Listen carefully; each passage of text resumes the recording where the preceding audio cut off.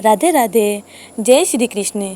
भगवान पुरुषोत्तम की कृपा आप पे हमेशा बनी रहे, इसी मंगल कामना के साथ जानते हैं पुरुषोत्तम मास माहात्म्य यानी अधिक मास माहात्म्य के 19वें अध्याय को। उम्मीद करती हूँ कि पिछले अध्याय को आपने सुन लिया होगा। यदि नहीं सुना है तो आप जरूर श्रवणपान कर लीजिएगा।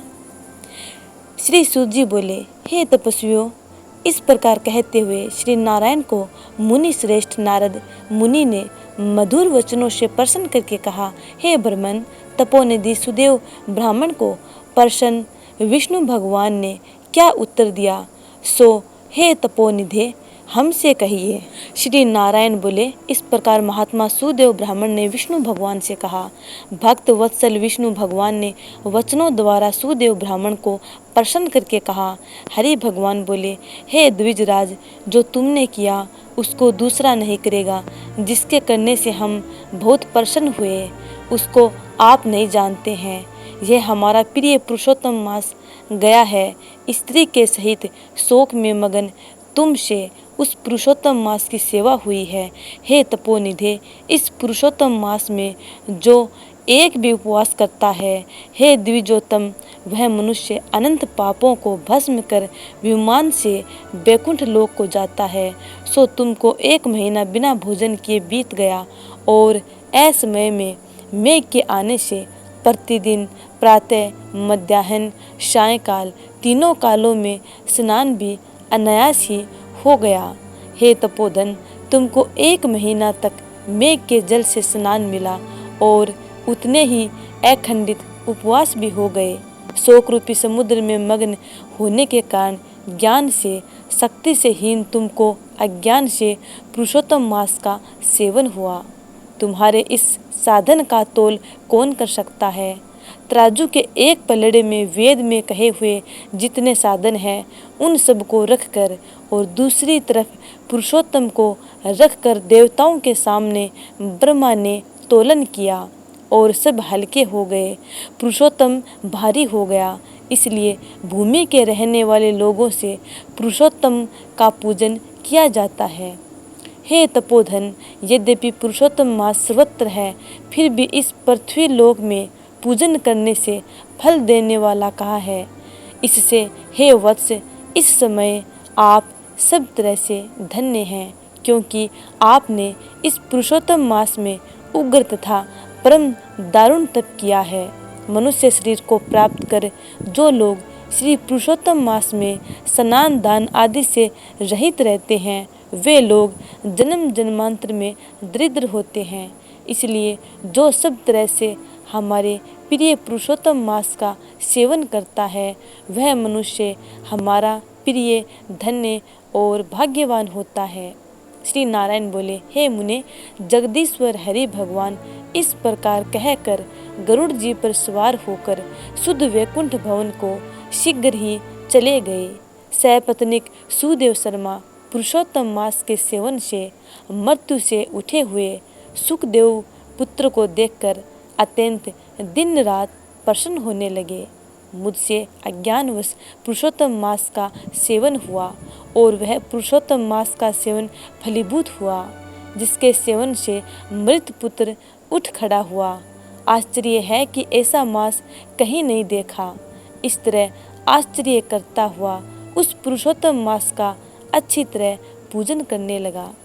वह सपत्नीक ब्राह्मण श्रेष्ठ इस पुत्र से प्रसन्न हुआ और सुखदेव पुत्र ने भी अपने उत्तम कार्यों से सुदेव शर्मा पिता को प्रसन्न किया। सुदेव शर्मा ने पुरुषोत्तम मास की प्रशंसा की तथा आदर के साथ श्री विष्णु भगवान की पूजा की और कर्म मार्ग से होने वाले फलों में इच्छा का त्याग कर एक भक्ति मार्ग में ही प्रेम रखा।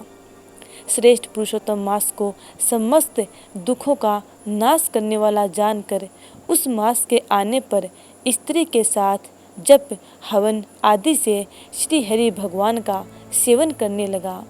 वह सपत्नीक श्रेष्ठ ब्राह्मण निरंतर 1000 वर्ष संसार के समस्त विषयों का उपयोग कर विष्णु भगवान के उत्तम लोक को प्राप्त हुआ, जो योगियों को भी दुष्प्राप्य है। फिर यज्ञ करने वालों को कहाँ से प्राप्त हो सकता है, जहाँ जाकर विष्णु भगवान के सन्निकट वास करते हुए शोक के भागी नहीं होते हैं। वहाँ पर होने वाले सुखों को भोग कर गौतमी तथा सुदेव शर्मा दोनों स्त्री पुरुष इस पृथ्वी में आए। वहीं तुम सुदेव शर्मा इस समय दृढ़ धनुआ नाम से प्रसिद्ध पृथ्वी के राजा हुए। पुरुषोत्तम नाम के सेवन से समस्त रिद्धियों के भोक्ता हुए। हे राजन, यह आपकी पूर्व जन्म की पति देवता गौतमी ही पटरानी है। हे भूपाल, जो आपने मुझसे पूछा था सो सब मैंने कहा। और सुख पक्षी तो पूर्व जन्म में जो पुत्र सुखदेव नाम से प्रसिद्ध थे और हरि भगवान ने जिसको जिलाया था, वह 12,000 वर्ष तक आयु भोग कर वैकुंठ को गया। वहाँ वन के तालाब के समीप वट वृक्ष पर बैठकर पूर्व जन्म के पिता तुमको आए हुए देखकर मेरे हितों के उपदेश करने वाले प्रत्यक्ष मेरे देवत विषय रूपी श्रप से दूषित संसार सागर में मगन इस प्रकार पिता को देखकर और अत्यंत कृपा से युक्त वह सुख पक्षी विचार करने लगा कि यदि मैं इस राजा को ज्ञान का उपदेश नहीं करता हूँ तो मेरा बंधन होता है। जो पुत्र अपने पिता को पुनाम नरक से रक्षा करता है वही पुत्र है। आज मेरा यह श्रुति के अर्थ का ज्ञान भी वृथा हो जाएगा, इसलिए अपने पूर्व जन्म के पिता का उपकार करूँगा। हे राजन दृढ़ धनुआ, इस तरह निश्चय करके वह सुख पक्षी वचन बोला।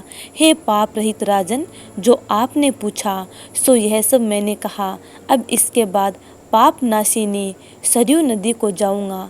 श्री नारायण बोले। इस प्रकार बहुत समय तक उस प्रसिद्ध यशस्वी राजा दृढ़ धनुआ के पूर्व जन्म का चरित्र कहकर जाते हुए वाल्मीकि मुनि की प्रार्थना कर असंख्य पुण्यवान राजाओं का राजा वाल्मीकि मुनि को नमस्कार करता हुआ कुछ बोला। अब राजा दृढ़ धनुआ महर्षि वाल्मीकि को क्या कहते हैं, इस वृत्तांत के बारे में हम अगले अध्याय में जानेंगे।